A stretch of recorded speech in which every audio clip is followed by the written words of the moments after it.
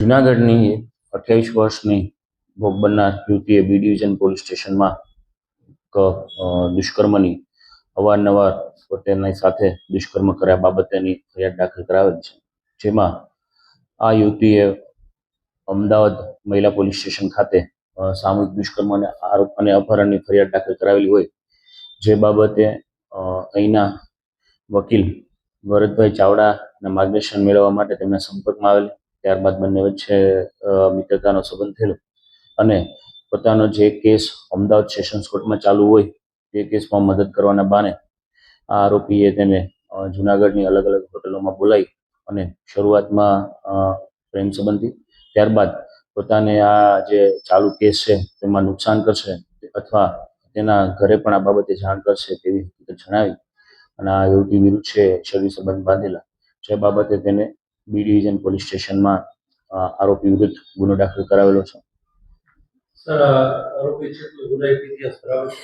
આરોપી છે કોઈ ગુનાહિત ઇતિહાસ ધરાવતો નથી, પરંતુ જે આરોપી છે તે ભરતભાઈ ચાવડા એડવોકેટ તરીકે પ્રેક્ટિસ કરતા હોય તેને પણ આ યુવતી વિરુદ્ધ જુનાગઢ સી ડિવિઝનમાં ગઈકાલે જે ફરિયાદ આપેલી છે, જેમાં પોતે છે 2021થી આ યુવતીના સંપર્કમાં આવેલા હોય.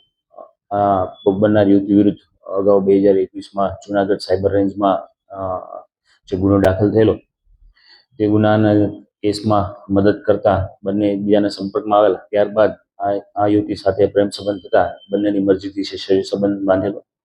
વધુમાં આ યુવતી તેની પાસે છે રૂપિયાની અવારનવાર માગણી કરતી હોય અને 30,000 રૂપિયા છે બળજબરીપૂર્વક તેને આપેલા પણ ખરા અને વધુમાં જો 5 લાખ રૂપિયા નહીં આપે તો તેના વિરુદ્ધ છે એ બળાત્કારનો ગુનો દાખલ કરશે તેવી હકીકત જણાવેલ હોય. આથી જે ફરિયાદી છે ભરતભાઈ ચાવડા તેને પણ આ કેસમાં છે સી ડિવિઝન પોલીસ સ્ટેશનમાં સંબંધિત કલમ મુજબ ગુનો દાખલ કરાવેલો છે. હાલ બંને પોલીસ સ્ટેશનોમાં આ ગુનાની છે ઊંડાણપૂર્વકની તપાસ શરૂ છે.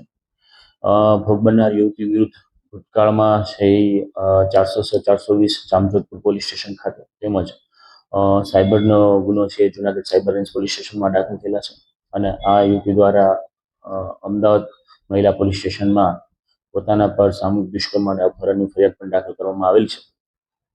પોલીસ દ્વારા છે આ બંને કેસની ઊંડાણપૂર્વક તપાસ કરી સંબંધિત પુરાવા મેળવવાની તજવીજ હાથ ધરવામાં આવેલ છે.